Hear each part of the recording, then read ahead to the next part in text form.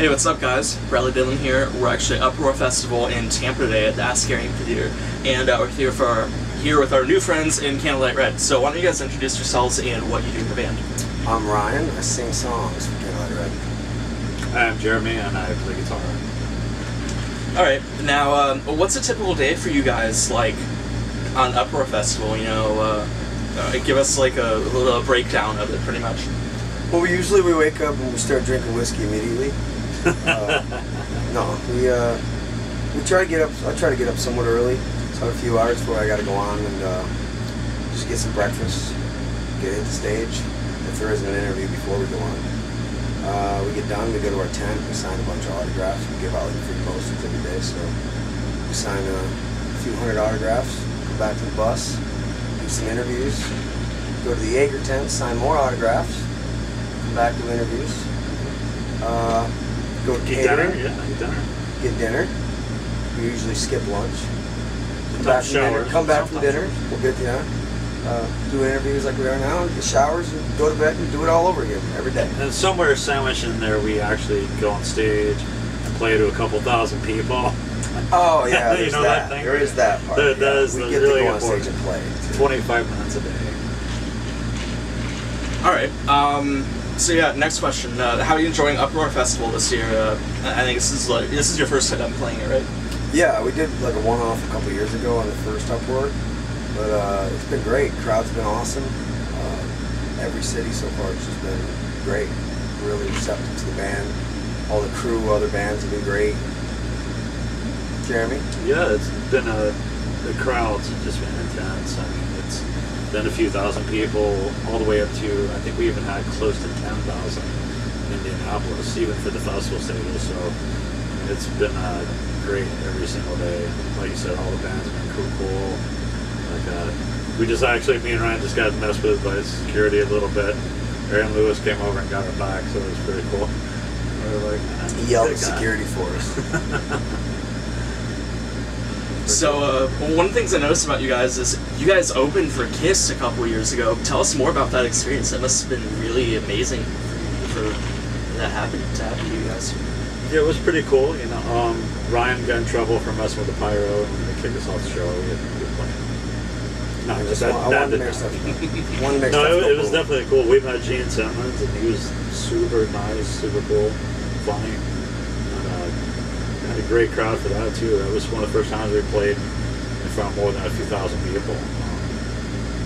Definitely killer experience. We got to sound check like 3 songs while they were testing Kiss's pyro too, so that was pretty cool. That actually, we had fire behind us. We're like, wow, what if we for our sound check us and we had pyro? Oh my god. Alright, so Morgan Rose of Seven Dust, their drummer, he recently produced your new EP, Demons. What was it like working with him, and what does he bring to the table as like a producer? He usually brings a whip. A whip and a 6-pack. He was really good, a really good producer. He, we toured with Seven Dust for like a month, and it came time to pick a producer, so we gave him a call, and he was all about it. He showed up, and we had some ideas, but no real, finished songs, and he whipped us into shape, and had some great ideas. Not literally. Not literally, obviously. No, he was a really good producer. He knows his stuff. He knows what he's doing. Really got the best out of us, I think. Yeah, it was a really relaxed environment to work with. He's very mellow, very cool, and this is kind of like one of us. So that was kind of cool in a way, but with a lot more experience, just song structure, putting things together, different recording techniques, structuring lyrics and vocal melodies over stuff. It's really, really cool. Alright, now what's the song Demons about from a personal perspective? What inspired you to write and put that song on the record? Demons is about like karma, like what goes around comes around. It's the lyric is your demons are all coming after you. In other words, all the bad things you've ever done in your life will eventually find you. Karma works in mysterious ways, but it'll always find you. So that's what the song's about. All right, what's the hardest thing about being a musician that people wouldn't expect to think of? I don't know. It's a hard one. Patience, maybe? Patience, yeah. There's a lot of sitting around waiting. Okay. Oh yeah. Have you met any of your favorite bands while playing on Uproar this year? Anybody who really influenced you as like a kid or maybe like a teenager or something like that you were like really excited to play with? Stain's really, really cool band. I think that's a band that's kind of in our genre. I mean, I don't think we sound like them, but we're doing something similar with the low tune guitars and the really heavy stuff and really melodic stuff. So I think there's definitely a connection there. That's really cool guys. I think Jermy talked to the guitar player from Mike Bishop the other day for like an hour, and just talking about music and the old days and stuff, playing clubs. Really, really cool band. There's a lot of cool bands on tour, like POD. They're really, really down to earth guys. And I don't know if you caught their set, but they're like one of the most intense live performances on this tour, I think. Alright, I actually read this in a bio of you guys. I think it was like another interview or whatever. But what do you guys think about the whole gent thing? Do you think it's a guitar tone or a legitimate genre of music? Because I heard you guys are like at least one of the members of the band are really into Tesseract. Oh, you mean like some of the progressive metal and stuff like that? Mm-hmm. I think we're into it as far as like some of the more, like I really like the new Sugar album. Morgan turned this on Tesseract stuff, but I mean really it's not something we write from, like we don't write really long songs or have a lot of ridiculous time changes, but it's definitely cool stuff to geek out over. You're just like, wow, listen to this, it's definitely those guys get my respect, because I would just get lost playing some of that stuff. Definitely. Okay, next question for you guys. What's left for you guys the rest of 2012? Or can we expect any tours from you guys or anything like that?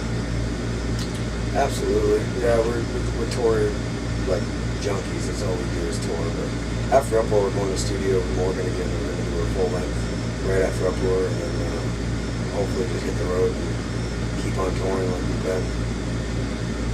So where can we find like merch and music from you guys at? Candlelightred.com, imaginerecords.com, Amazon.com, Amazon, iTunes, Facebook /CandlelightRed, Twitter @CandlelightRed. Yeah, I'm pretty sure. I think it's maybe coming to Best Buy in October. I'm not 100% sure about it, but right now definitely go to Amazon.com, and I think they're also opening a merch store on Amazon.com where you can buy T-shirts as well. Is there anything that would surprise your fans that you listen to on your iPod or MP3 player or whatever? Country and Western music. No, I don't listen to country. I don't know. I'm trying to think about the oddest thing I downloaded. I listen to some old school rap, like Ice Cube stuff. Yeah, it's amazing. Like he knows all of those ridiculously long rap verses. He knows all of them, but sometimes like he'll forget I'll screw one of my his own own lyrics lyrics up. stuff. Yeah, I'll mess my own lyrics up, but I can rock some bumps out in harmony for you. I think the oddest thing I downloaded recently that people only think about is Fiona Apple, but I think I just have like a fixation on those. It's kind of creepy. Yeah. Alright, I got one more question for you guys. Are there any bands like, not necessarily in your area, but like maybe in your genre of music or not even close to your genre of music that you think your fans should pay attention to or look up or listen to? You're talking like assigned or unsigned or both? Yeah, both of them. Doesn't matter. Give props to Bird My Surrender. Yeah. Their drummer actually filled in for us for a little while. It's a good band. Got some good stuff going on. Let's see. We're sorry, we got to go Shower Girl, Busmates, Red Light King, and there are a few more. There's just too many to list. There's a lot of them. There's a lot of bands that we like. There's a band from my hometown called Crowbot. They do some pretty crazy, it's almost like stoner metal stuff. It's real funky. Dawn Becoming, it's pretty heavy. Check that out. Yeah. All right, I think that about wraps up our interview today. It was definitely nice getting to know Candlelight Red. Definitely check them out on the rest of Uproar Tour. Not that I know how long it goes. Oh yeah, well I'll ask you guys. How long is Uproar Tour? I think October 1st we hit the road and go home. So September 31st, I think is the last. Something like that. End of the month. Alright, well, like I said, it's been nice getting to know these fine gentlemen today. Catch them on the rest of Uproar Tour with all the other fantastic bands. And be sure to check out this interview and more on introduceyourselfzine.com. It'll be up pretty soon. So yeah, anyway, been Bradley Dillon and Candlelight Red. Thanks for watching.